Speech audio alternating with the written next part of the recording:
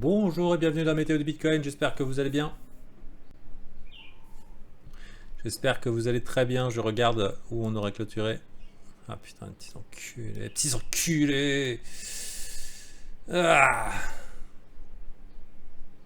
moche.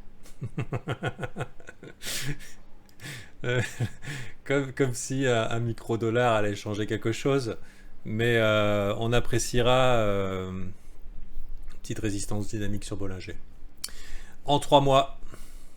Bon, maintenant, moi quand je vois ça, je me dis deux possibilités.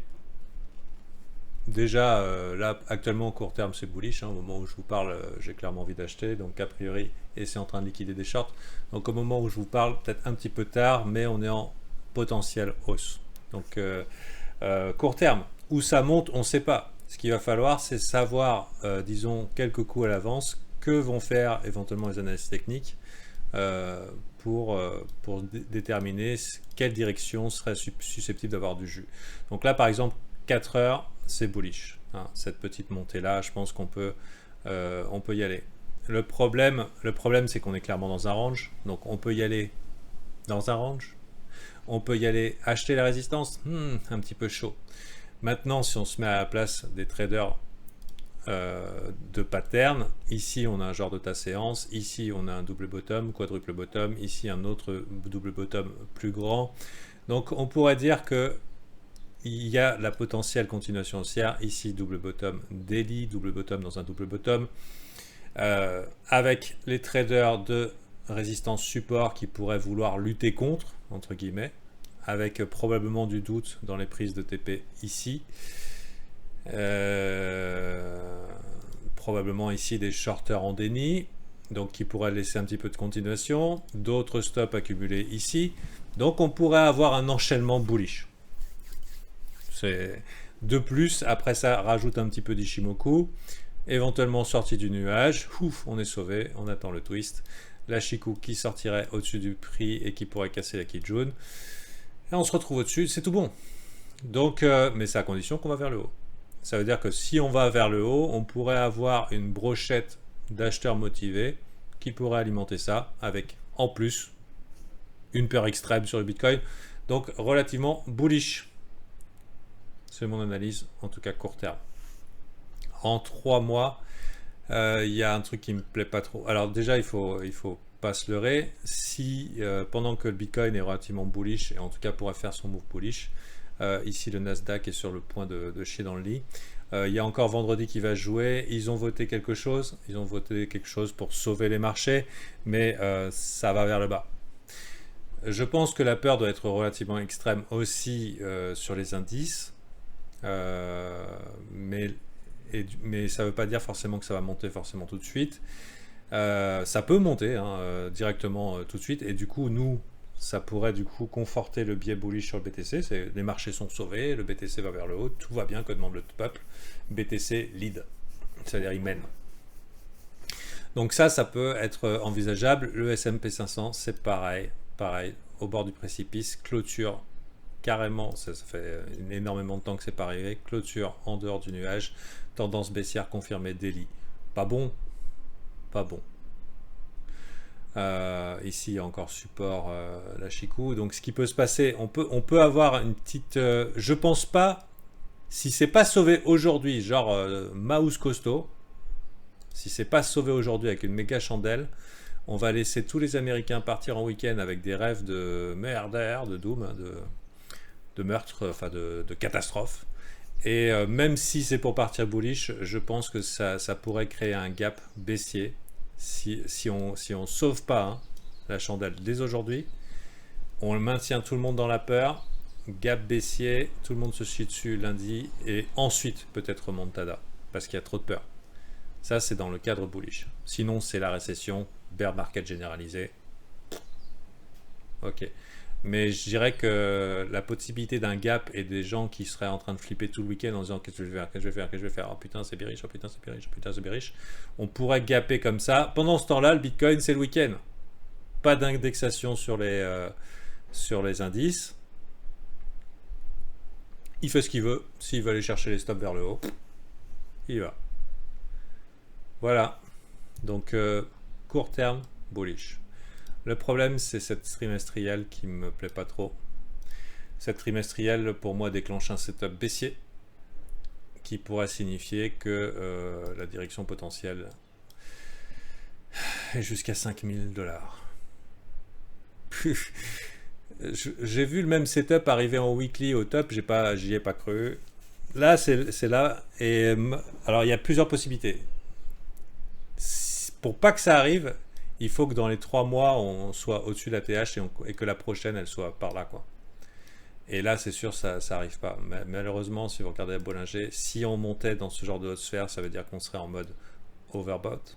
Et ça veut dire potentielle réjection. Dans tous les cas, overbought. Hein, ça s'est pas bien passé par le passé, ce genre de réjection. Et du coup, on pourrait avoir un mouvement explosif qui ferait comme ça, 3 mois de folie, et ensuite comme ça. Parce qu'évidemment, si ça monte aussi vite en 3 mois, ça veut dire que les gens vont passer des grosses couilles, gros narratif Bitcoin, sortie des liquidités, les gens all-in vendent leur maison pour acheter des Bitcoins, et dans les 3 mois, on mèche. Et cata. Donc le seul truc, parce que quand on a une Bollinger, pour qu'on ait un vrai trend, il faudrait y aller tout doucement. Mais je pense pas que le Bitcoin puisse se permettre d'aller tout doucement en fait. Hein, sur une Bollinger, les trends, c'est des trucs comme ça. Sur le Bitcoin, malheureusement, c'est... Bon, je vous ai fait les bruitages. Si vous voyez des bits dans mes dessins, vous avez un problème. Sur ce, je vous rappelle que le Black Friday, enfin Black Friday, on est loin du Black Friday, mais j'ai commencé ma campagne promotionnelle jusqu'au Black Friday pour mon service à 50% l'année. Si vous voulez rejoindre, ça fait moins de 19 € par mois pour un live quotidien qui dure plus d'1 heure et où j'apprends les gens à se débrouiller et à trouver leur propre voie. Ça se passe dans VIP Black Friday, il faut cliquer sur la petite médaille. Il y a le robot Moon qui vient vous parler, et puis c'est payable en Litecoin. J'aurais bien pris Ethereum, ou même, pourquoi pas Solana. Mais bon, Litecoin, c'est rapide, ça vous permet de pas attendre, et puis les fees sont faibles. Mais c'est vrai que j'aurais pu prendre autre chose. Autre chose, j'ai pas dit, hein, donc mon analyse, par rapport au court terme, et au fait qu'on puisse ranger, j'ai pas terminé, et au fait que oui c'est bullish mais on faut voir, qui sait si on va pas faire paf la petite mèche, si jamais il y a panique lundi là, sur le marché financier, il y aura une petite tentative vers le bas, qui sait si on va pas faire ça. Donc je pense que on peut commencer à DCA le Bitcoin là, au cas où ça monte. Donc probablement ce que je vais faire, un petit peu de DCA, dollar cost average. C'est-à-dire j'achète un petit peu progressivement jusqu'à ce qu'on voit de l'optimisme. Mais si on part vers le haut, malheureusement, je pense que ça serait pour un blow-off top. Et si on part pas vers le haut, c'est catastrophique. C'est catastrophique. Je vous le dis. Voilà. Donc toujours le cul entre deux chaises. Je vous rappelle que la Monthly ne nous donne aucune indication, sinon qu'on était dans un range. Et bien sûr, tout le monde attend une direction un petit peu plus claire. C'est vrai que le Monthly, je n'ai pas analysé pour vous. Clôturer sous la Chikou, potentiel clos. Potentiel. Pince. Et donc on pourrait très bien faire ping-pong là-dedans pendant pas mal de temps. Donc tout ce qu'on veut, c'est que ça se barre vers le haut une bonne fois pour toutes et qu'on évite ça. Que la Kijun soit obligée de rattraper. Mais c'est pas super, hein. C'est pas super ces résistances dynamiques là qui se mettent sur le chemin. Et surtout avec un potentiel bear market sur les actions. Donc c'est peut-être pas le meilleur marché pour risquer ses sous actuellement. La bonne nouvelle, c'est qu'il y a de la peur. Donc à vous de voir combien de confirmations il vous faut. Est-ce que vous y êtes dedans? Est-ce que vous attendez de voir? Est-ce que je vois pas non plus le Bitcoin tomber aussi fort là que les indices, mais techniquement c'est pas joli. Ok. Mais bon, a priori haussier à part moyen terme, enfin moyen terme, 3 mois machin, où il y a encore besoin d'en savoir plus, là on pourrait très bien repartir. J'aimerais terminer par un truc qui m'est venu. On reconnaît un petit peu la fractale ici de cet événement-là. Hein. On reconnaît cette faiblesse et ensuite elle est là. Mais à la différence du gros massacre ici, où on commence à faire quelque chose comme ça, remarquez que on a déjà trouvé acheteur ici et que les vendeurs peinent sincèrement. Donc, ce qui pourrait me laisser penser, c'est plutôt que d'attendre le méga crash de la mort qui tue, qu'on ait plutôt une petite tentative de suppression qui soit une forme d'accumulation. Donc, peut-être aller chercher là et ensuite partir. Ça, c'est dans le meilleur des cas. C'est pour ça que je préfère éventuellement DCA. C'est-à-dire petite mise régulière au cas où on fasse ça, plutôt que de partir grosse couille et me dire ça y est, c'est gagné. Parce que c'est pas gagné. Il y a toutes les résistances sur le chemin. Et il y a des résistances, comme vous avez vu, long terme. Voilà.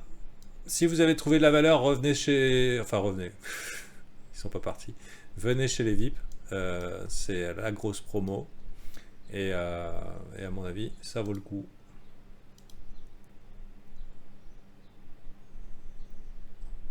Bon, et c'est extrême fer partout. Mais ça veut pas dire que ça peut pas aller plus bas. Hein. Le vrai bon play, là, c'est le dollar. Hein. Regardez-moi ça. Donc, à rester en dollars, nous, petits Français, on pourrait se retrouver avec une parité euro-dollar. Sans trop prendre de risques. C'est pas mal pour notre pouvoir d'achat. Si vous êtes en stable. Non, je sais pas si vous voyez. Pas trop de risques. Un euro-dollar qui diminue. Voilà. Allez, bonne journée.